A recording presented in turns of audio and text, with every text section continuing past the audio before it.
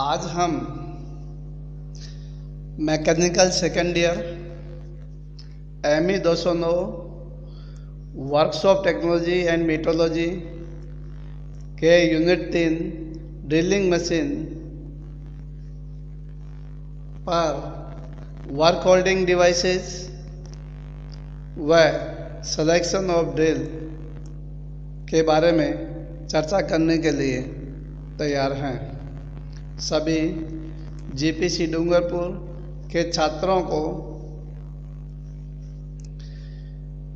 Online YouTube माध्यम से ली जा रही इस क्लास में ME 209 सेकेंड ईयर मैकेनिकल के छात्रों के लिए वर्कशॉप टेक्नोलॉजी एंड मेट्रोलॉजी विषय में ड्रिलिंग मशीन, जो हमने कल चर्चा की थी ड्रिलिंग मशीन पर, ड्रिलिंग मशीन के टाइप्स, ड्रिलिंग मशीन का वर्किंग और प्रोसेस क्या है, इसके बारे में कल चर्चा की है। आज हम वर्क होल्डिंग डिवाइसेस के बारे में चर्चा करने के लिए तैयार हैं। सभी छात्रों का इस क्लास में स्वागत है। चलो आइए हम बात करते हैं work holding devices. Drilling machine द्वारा ड्रिल क्रिया करने से पहले यह आवश्यक है कि कार्यखंड को मशीन की मेज पर दृढ़तापूर्वक पकड़ा जाना चाहिए। कार्यखंड को हाथ से कभी भी नहीं पकड़ना चाहिए, क्योंकि इसके घूमने के दौरान कार्यखंड पर इतना बल आघूर्ण लगता है कि कार्यखंड भी बरमे यानी ड्रिल के साथ घूमने लगता है। यदि क्रियाविधि के दौरान कार्यखंड मशीन की मेज पर दृढ़ता से पकड़कर न रखा जाए अथवा हाथ से ही पकड़कर रखे तो इससे कार्य करने वाले को गंभीर चोट लग सकती है। कार्यखंड को पकड़ने के लिए हमने अभी बताया था 6 प्रोसेस हम काम में ले रहे हैं। पहला है टी बोल्ट एंड क्लैम्प्स, दूसरा है ड्रिल प्रेस वाइस, तीसरा है स्टेप ब्लॉक, चौथा है वी ब्लॉक, पांचवा है एंगल प्लेट, छठा है ड्रिल जिग्स। तो आइए हम एक एक के बारे में थोड़ी जानकारी हासिल करते हैं। पहला है टी बोल्ट्स। कार्यखंड को सीधे ही ड्रिल मशीन की मेज पर बने टी खांचों में ही टी बोल्ट फिट करते हैं। टी बोल्टों का व्यास सामान्यतया 15 से 20 mm के रेंज में रहता है। क्लैंप चपटी माइल्ड स्टील से 12 से 20 mm की मोटाई तथा 45 से 70 mm की चौड़ाई में बटी होती है। पट्टिका के बीच में एक खांचा अथवा खुली जगह कटी हुई रहती है, जिसमें से होकर टी बोल्ट को गुजारा जाता है। कार्यखंड की सतह पर क्लैंप को क्षैतिज स्थिति में रखकर क्लैंपन ब्लॉक तथा कार्यखंड को उचित स्थिति में नट द्वारा कस दिया जाता है। इसके बाद आता है ड्रिल प्रेस वाइस। छोटे एवं नियंत्रित आकार के कार्यखंड के दृढ़तापूर्वक पकड़ने हेतु बर्मा दाबक वाक या ड्रिल प्रेस वाइस सर्वाधिक उपयुक्त विधि है। कार्यखंड को प्रेस वाइस से चल तथा अचल जबड़ों के मध्य में पकड़ते हैं। इसमें 2 जबड़े होते हैं वाइस में, जैसा कि हमने वर्कशॉप में फिटिंग शॉप में भी देखी होगी। ये वाइस है, मशीन वाइस भी इसको कहते हैं। इसमें मशीन वाइस में एक जबड़ा जो फिक्स जा होता है, दूसरा जो है मूवेबल जा होता है और एक हैंडल लगा होता है। जॉब को पकड़कर दोनों जबड़ों के बीच में पकड़कर हम हैंडल की सहायता से आगे पीछे खिसकाकर जॉब को दृढ़तापूर्वक टाइट कस देते हैं, पकड़ लेते हैं, जिससे कि हम आसानी से हमारा कार्य कर सकते हैं। इसके बाद आता है स्टेप ब्लॉक। स्टेप ब्लॉक का उपयोग टी बोल्टों तथा क्लैंपों के साथ कार्यखंड को सीधे ही ड्रिल मशीन की मेज पर कसने के लिए किया जाता है। इसके बाद आता है हमारा वी ब्लॉक। ड्रिल के दौरान गोल कार्यखंडों को पकड़ने के लिए वी ब्लॉक का उपयोग किया जाता है। ये ढलवा लोहे या माइल्ड स्टील के बनाए जाते हैं तथा इन्हें ठीक तरह से मशीनिंग किया जाता है। वी ब्लॉक्स का उपयोग करके टी बोल्टों व क्लैंप की सहायता से कार्यखंड को पकड़ा जा सकता है। इसके बाद आता है हमारा एंगल प्लेट। एंगल प्लेट ज़्यादातर कास्ट आयरन की बनी होती है। इनके दो फेस परस्पर समकोण पर होते हैं। इन दोनों फेसेस को यथार्थपूर्वक मशीनिंग किया जाता है तथा उनमें कई छिद्र तथा खांचे कटे होते हैं। कोण प्लेट के एक फलक पर तो कार्यखंड को कस देते हैं तथा दूसरे फलक को ड्रिल मशीन की मेज पर टी बोल्टों द्वारा कस दिया जाता है।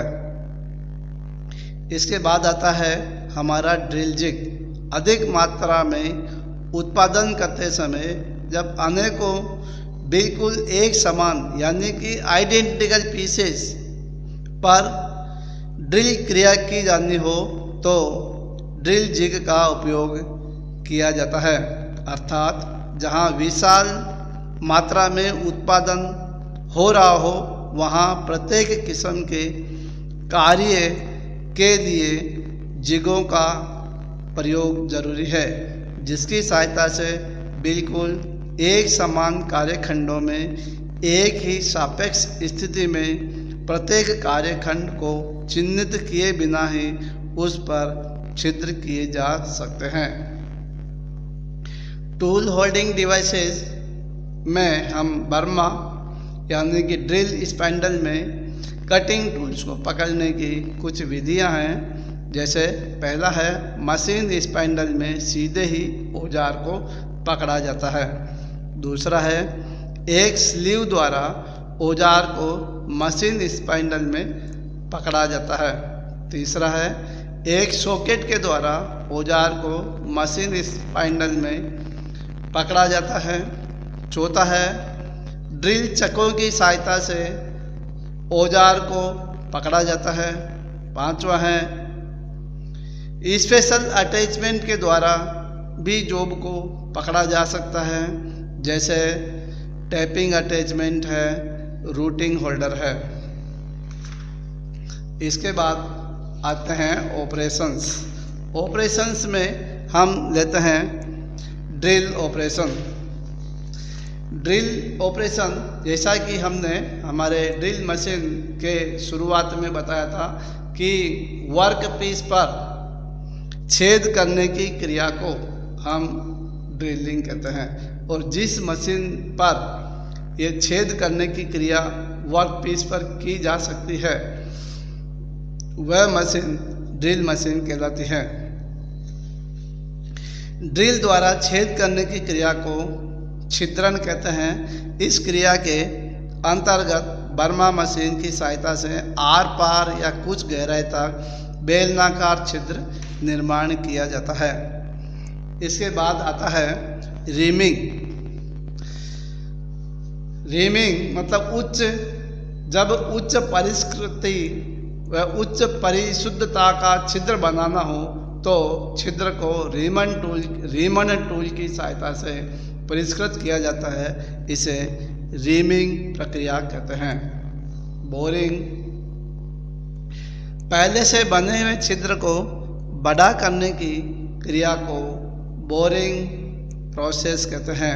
इस क्रिया के द्वारा बर्मे द्वारा निर्मित छिद्र को बड़े व्यास का बनाया जाता है।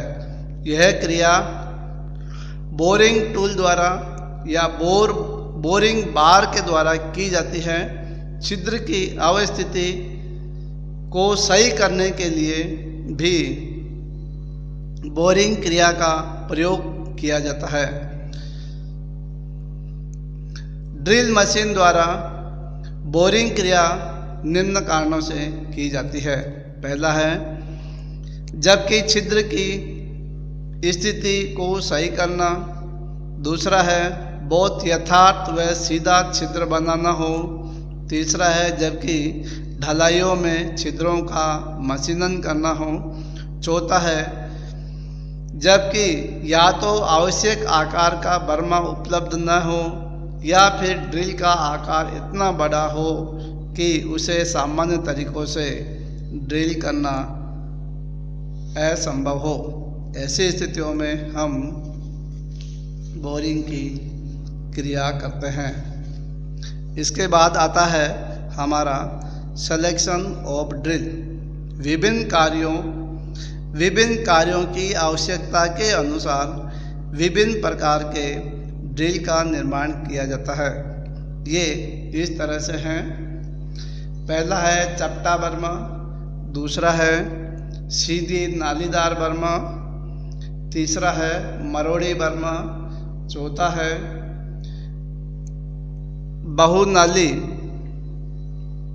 बहुनाली क्रोड बर्मा, पांचवा है तेल छिद्र बर्मा और छठा है पेड़ी बर्मा। तो आइए हम एक एक के बारे में थोड़ी जानकारी हासिल करते हैं। चपटा बर्मा, जिसे फ्लैट ड्रिल भी कहते हैं, धातु में छिद्र करने के लिए यह सबसे पहले बनाया गया बर्मा है। यह उसी स्थिति में प्रयुक्त करते हैं जब उसी आकार का मरोड़ी बर्मा नहीं मिल पा रहा हो। औजारी इस्पात की गोल छड़ के एक किनारे को आवश्यक चौड़ाई में चपटा किया जाता है। कटिंग कोर घिसने के बाद कठोरीकृत व टेपरित करके तैयार की जाती है। इसकी कटिंग एज का कोण 90 डिग्री से 120 डिग्री तक रखा जाता है। इसके बाद आता है सीधी नालीदार बर्मा, जिसे स्ट्रेट फ्लूट ड्रिल भी कहते हैं। इस बर्मे की अक्ष के समांतर एक सीधी नाली होती है जो कटी धातु के छेद को बाहर निकालने में सहायक होती है। यह बर्मा औजार इस्पात का बना होता है। इस बर्मे का मुख्यतः उपयोग तांबा, पीतल, ढलवां लोहा तथा अन्य मुलायम धातुओं में छेद करने में किया जाता है। मल्टी फ्लूट यानी बहुनाली क्रोड बर्मा, इस बर्मे में 3-4 नालियां होती है तथा इसमें एक टेपर सिंक होता है। इस बर्मे का उपयोग ढलजों में बने क्रोडिट छिद्रों या पंच किए गए छिद्रों या बर्माई छिद्रों को बड़ा करने के लिए किया जाता है। इसके बाद आता है ऑयल होल ड्रिल यानी तेल छिद्र बर्मा। इन बर्मों का उपयोग गहरे छिद्र बनाने में होता है। इन बर्मों में सर्पिल छेद नलिकाएं होती हैं जो पूरे बर्मे में शंख से लेकर बिंदु तक आर पार होती है, जिनमें से होकर